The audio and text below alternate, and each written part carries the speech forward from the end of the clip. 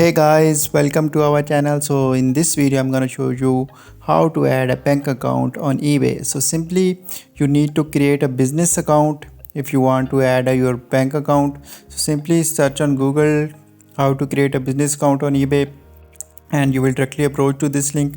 So after completing initial process, you can see here you can add your Pioneer account. So simply if you have already Pioneer account, so if you don't have, just click here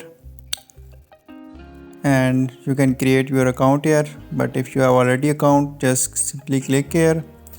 So you can add Pioneer account on eBay.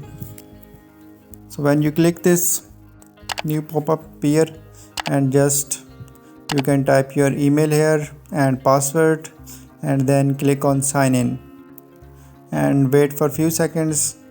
So when you complete your details here, you can easily sign in through your Pioneer account and this account will be added on your eBay account.